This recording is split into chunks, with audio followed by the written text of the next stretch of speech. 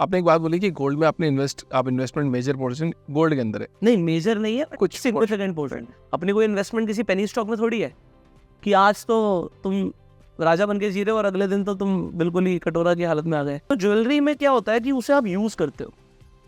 लोग कहते हैं लॉकर में रखते हो, अभी लॉकर में तुम रखते हो, मैं तो पहनता हूँ। When you are investing in a gold, क्या आपने अपनी वाइफ को नेकलेस दिलाया, कभी उसे बेचने के बारे में सोचोगे? कभी नहीं सोचते हम। इन्वेस्टर बनने के लिए आपको एक ट्रेडर बनना तो जरूरी है ना। ऐसा जरूरी नहीं है। मैं एग्जांपल देता हूँ, मैंने अपनी पहली बार गोल्ड चेन खरीदी थी, आज तक है मेरे पास, मैंने नहीं बेची, तो वो मेरी इन्वेस्टमेंट थी ना। ऐसा जरूरी नहीं है। आप डिपेंड नहीं करता आप कमाते कहाँ से हो, समझ रहे हो? तो अगर आप एग्जाम्पल, मुझे यूट्यूब से इनकम आती है तो चाहे डिसेंट आती है, ठीक आती है, मुझे कुछ प्रमोशन से इनकम आ जाती है, तो मेरा घर खर्चा वर्चा सब बढ़िया चल जाता है। अब बिल्कुल क्लियर है, रियल एस्टेट से पैसा आएगा तो रियल एस्टेट में ही लगेगा, वो मैं उठा के शफल नहीं मारूंगा। स्टॉक मार्केट से पैसा आएगा तो स्टॉक मार्केट में ही लगेगा। ऐसा क्यों, क्या रीजन है? वो बिल्कुल क्लियर है कि दोनों चीज़ों को साथ में लेके चलना है।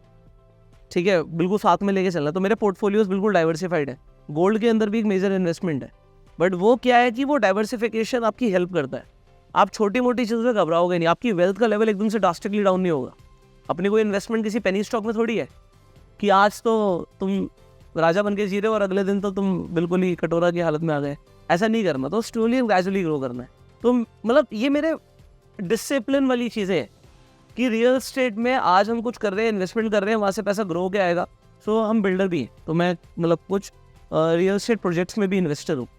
तो उसमें क्या करते हैं हम, हमारी फैमिली इन्वेस्ट करती है ओवरऑल, तो वहाँ से पैसा आता है तो वो वहीं पे लगता है।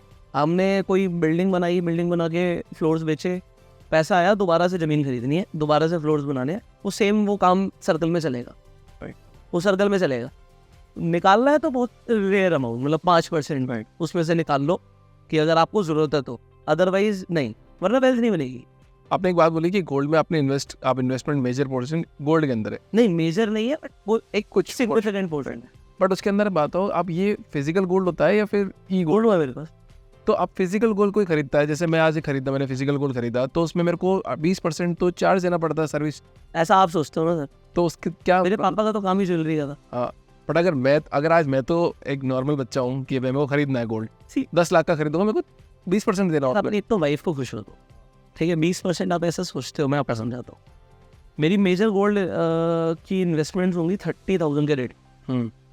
जब शादी का टाइम था तभी मतलब सारी ज्वेलरी आई या जो भी आया, शादी हुई, तो 30-35 हज़ार के भाव का हमारा रेट है। आज वो डबल हो गया, ठीक है, डबल से ऊपर हो गया, ठीक है, राइट।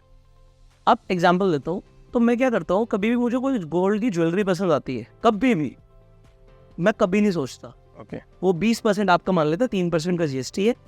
मैं थोड़ी सी डिज़ाइनर ज्वेलरी खरीदता हूँ तो मान लो 10-15-20% उस पर मेकिंग भी लगता, ऐसा नहीं है। और हमेशा बिल में खरीदता हूँ, मतलब कभी कोई कैश ट्रांजेक्शन नहीं होती। उससे फ़ायदा क्या होता है कि मेरे पास ऑन पेपर सब कुछ है, ठीक है। अब पॉइंट क्या है, इंपॉर्टेंट क्या बनता है, जब वो गोल्ड आज मैंने खरीद लिया, अब मैंने 30,000 पे 20% एक्स्ट्रा दिया, ठीक है, यही है, राइट। तो मेरे को 36,000 रुपये का रेट पड़ा। मेरे दिमाग में क्लियर हो गया, मेरा रेट ही 37,000 है, मेरा रेट ही 37,000 है। वो तो हो गई गोल्ड ज्वेलरी की बात।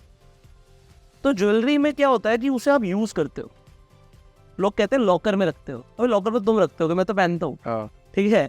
मेरी बीवी फंक्शन में जाती है तो शौक से पहनती है, ठीक है। मेरी मम्मी जाएंगी तो शौक से पहनती है, हमें कोई प्रॉब्लम नहीं है। हम ऐसे गलियों में पहन के गोल्ड तो घूमते नहीं है, ठीक है। आपको पता है एंड टू एंड डेस्टिनेशन क्या है, तो गोल्ड की सेफ्टी की बात ज़रूर होती है। तो पॉइंट क्या है कि आई वेयर द गोल्ड। आप कपड़ा खरीदते हो, ठीक है, आपने ब्लेजर खरीदा, जीन्स खरीदा, ये भी सस्ता नहीं आता, कुछ भी सस्ता नहीं आता, है ना? नहीं, बिल्कुल नहीं आता, गोल्ड के भाव के बराबर ही आता है। पॉइंट क्या है, ये जो आपकी एसेसरीज होती है, ये आपको एक एक्स फैक्टर देती हैं आपके लुक्स में, ऐसा मुझे लगता है, राइट। वो देती हैं। अगर एक लड़की ने एक अच्छा सा लहंगा पहना और उसका गला खाली है तो अच्छा नहीं लगता, तो पहन लेना, मैं 20% दे रहा हूँ, कोई दिक्कत नहीं है, मेरा एसेट जुड़ रहा है, मेरे दिमाग में बिल्कुल क्लियर, मैंने बस 20% ऊपर पे गोल्ड खरीदा है, तो 2 साल की रिटर्न गई मेरी, 2 साल की रिटर्न गई, 1.5 साल की रिटर्न नहीं गई, कोई प्रॉब्लम नहीं। गोल्ड कभी भी नुकसान नहीं देगा जाता, ये मेरे पापा ने, दादा ने, परदादा ने सिखाया, नुकसान नहीं देके जाएगा बेटा, तू जिस मर्जी भाव पे ले ले। गोल्ड नुकसान नहीं देके जाएगा, तू जिस मर्जी भाव पे ले ले। चलो एक बात और करते हैं यहाँ पे कि आज मेरी बात करता हूँ मैं कि मैं 10,000 रुपये की सैलरी कमाता था, तब मैं गोल्ड खरीदता था। गोल्ड बहुत सस्ता था, 12-13 हज़ार रुपये के आसपास या 15,000 रुपये के आसपास। आज से 10 साल पहले की बात बता रहा हूँ मैं। ठीक। उस टाइम पे मैंने छोटे छोटे 2 ईयरिंग खरीदे, तो मैं साल में एक ही बार खरीद सकता था। मेरी इनकम बढ़ी 10,000 से 50,000 हुई। मैं अब साल में 2 बार गोल्ड खरीदने लगा। ठीक है, भाव भी बढ़े, 10,000 से अब वो हो गए 20,000 के आसपास, तो मैं 2 बार खरीदने लगा। अब मेरी इनकम बढ़ी 1 लाख रुपए और वो गोल्ड की रेट हो गई बहुत ज़्यादा, तो अब मैं वापस एक ही बार खरीद सकता हूँ उस गोल्ड को। या मतलब सोचने का तरीका अलग है। मैं गोल्ड की इन्वेस्टिंग तो मैं देखो डिजिटल फॉर्म में ETF में करता हूँ ज़्यादातर। वो तो वाइफ को कभी कुछ पसंद आ गया, मुझे पसंद आ गया तो मैं ले लेता हूँ। वो एग्जाम्पल मैं उसे कंप्लीट कर रहा था। तो गोल्ड में क्या है कि when you are investing in a gold, क्या आपने अपनी वाइफ को नेकलेस दिलाया, कभी उसे बेचने के बारे में सोचोगे? कभी नहीं सोचते हम। मतलब ही नहीं है, वो तो कभी दिमाग में नहीं आएगा, वो तो पैसा ही नहीं है। तो आपकी वेल्थ बन जाती है। आप समझ रहे हो? जब आप कुछ खरीद लेते हो तो आपने उसे खरीद के भूल गए, आपकी वेल्थ बन जाती है। आपके हाथ में एक महंगा सा फोन है, ठीक है, आपके महंगे से शूज है, ये सब जीरो हो जाएंगे। राइट। तो gold is a good investment, हमेशा करना चाहिए, कोई प्रॉब्लम नहीं है। अब आ जाते हैं दूसरी चीज में। मैं मेजरली गोल्ड कौन सा खरीदता हूँ? वो तो मैंने खरीदा है, फिजिकल में तो खरीदा ही है, बट मैं अपने पोर्टफोलियो को हेज रखने के लिए गोल्ड और सिल्वर को, दोनों को हमेशा जब भी वो करेक्ट होते हैं खरीदता हूँ। सिल्वर क्या हाईली वॉलेटाइल इंस्ट्रूमेंट है, राइट। तो वो जो मेटल की रिटर्न है वो तो रिटर्न चलो जो है वो है ही, बट सिल्वर क्या करता है 2-2% एवरी करेक्ट होता रहता है। 2% गिर गया, 2% गिर गया, 1% गिर गया, आधा % गिर गया, 4% गिर गया, ऐसे गिरता रहता है, वॉलेटाइल है। वो जब भी गिरता है ना, तो पुष्कर राज ठाकुर ने उस दिन सिल्वर खरीदा होता। तो मेरा रूल है, जैसे एग्जाम्पल, बढ़ती हुई मार्केट में अगर 2% गिरा तो मैं 50,000 की चांदी खरीद, और गिरती हुई मार्केट में अगर वो 2% गिरा तो मैं पूरी 2 लाख की चांदी खरीद। तो मेरी रिटर्न हमेशा ज़्यादा होती है। राइट। मेरा कोई भी ETF आप उठा के अभी आपको मैंने दिखाया था, कुछ भी नेगेटिव नहीं है, कभी होगा भी नहीं, क्योंकि वो गिरेगा तो मैं और खरीदूंगा।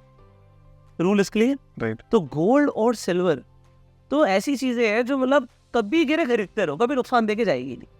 अब ETF इन्वेस्टिंग पे मुझे एक तो सबसे पहली बात क्या नहीं लगता, GST नहीं लगता, सबसे सस्ता पड़ता है। अब बात है कभी फिजिकल नहीं है तो गोल्ड के रेट पे ETF तो खरीद ही रहता है, तो जितना गोल्ड बढ़ेगा उतना ETF बढ़ जाएगा। और सबसे कमाल की बात यह है, आप उसे प्लेज करके ट्रेडिंग कर सकते।